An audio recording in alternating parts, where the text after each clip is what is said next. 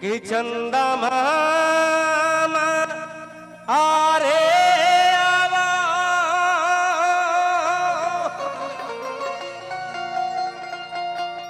अरे पारे आवा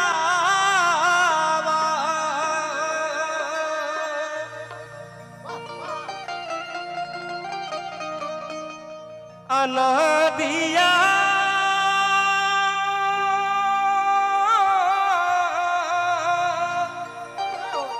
किनारे आवाए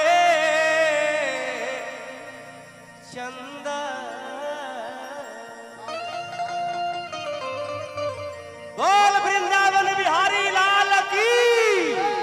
नहीं, मैं चाहूंगा कि सारे लोग मेरे जितने भाई लोग आए हुए हैं सभी लोग एक बार हाथ उठाएंगे, सारे इधर वाले भाई। बोल वृंदावन बिहारी लाल की, भगवान श्री कृष्ण की, यशोदा मैया की।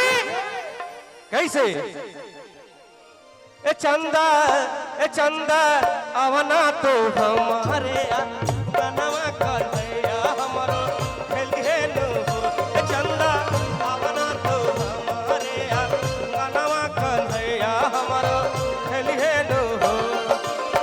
चंदवा आरे आवा परे आवा नादिया की नरे आवा नादिया की नरे आवा ए चंदा चंदा आवना तो हमरे गनवा कन्हैया हमारो खेलिए नु। चंदा आवना तो हमरे गनवा की बबुआ हमारो खेलिए नु।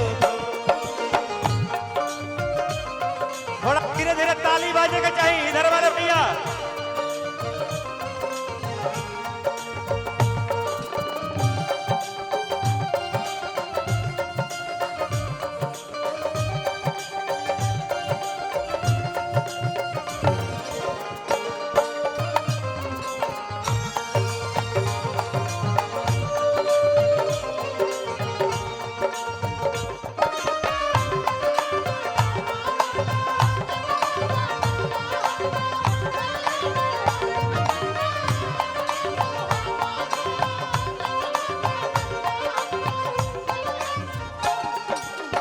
कैसे हम आरे आई पारे आई नादिया की नारे आई नादिया की नारे आई यशोदा।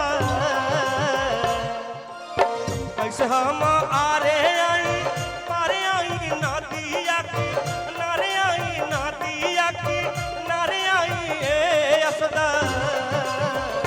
यशोदा घेरली है हमारा पे दरिया कन्हैया तोहरो रोवे लगी है हो। यशोदा घेरली है हमारा पे दरिया का बबुआ तोहरो रोवे लगी है हो। जैसे रोजे आवेल तू टेर सुनी के, जैसे रोजे आवेल तू टेर सुनी के आई और नींदिया नींदरे बनसे। जैसे रोजे आवेल तू टेर सुनी के आई और नींदिया नींदरे बनसे। चंदा आवना तो हमारे गनवा कन्हैया हमारो चंदा।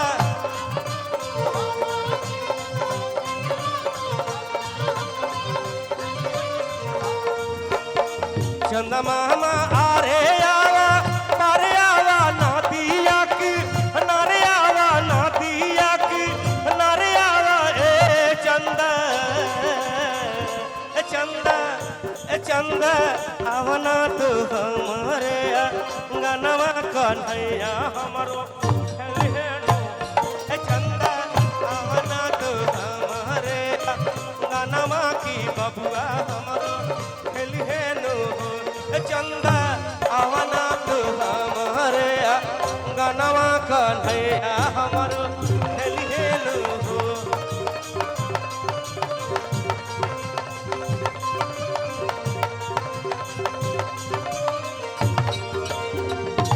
और एक बार फिर से कहूंगा क्योंकि गीत अब चेंज करूंगा मैं। यहाँ पर सामने गणपति गणेश भगवान के प्रतिमा जो लगा हुआ है ये बता रहा है कि आज शुभ घड़ी है, आज पवन जी का तिलक उधर शुरू है, हम लोग गाना गा रहे हैं। एक बार सारे लोग से कहूंगा कि एक बार हाथ आप लोग उठाइए मेरे साथ सारे लोग, और एक बार और जयकारा लगाना है। हेलो बोल साचे दरबार के मैया सिरा वाले के। लक्षुत बा जी कलाकार बहुत बा, टाइम कम बा, होली के महीना बा, ऐसे सब कुछ देखते हुए हम चाहम एगो नयका जोन होली हाँ हम चाहम कि भेज दो लोग के। हाँ देर मत कर लो। आई आज ये होगा हमारा गाना रिलीज भइल बाटे होली के। नमावा हम खा देती तो ठीक है। अरे ताबीज बना दी पंडित जी। ओम तरररपू। ए मनोज भैया, ये वीडियो मिल्की म्यूजिक वर्ल्ड पे रिलीज बा, म्यूजिक मिल्की वर्ल्ड चैनल बा, वही पर होली के महीना में मेहरारू गरम हो गई बिया। कैसे हमारे यूट्यूबर भैया लोग बा न्यूज चैनल पहले काले चला दो छोटू छलिया मेहरारू के बारे में गरम कहता रहे। आई जा मन मेहरारू होली के महीना में गरम हो गई बिया, मरद पर गुस्सा गई बिया। कितना चुप करावता रे, चुपे नहीं खे होते। हाँ अनशन पर बैठल बिया, मरल ले जाता हो झैती करावे के का।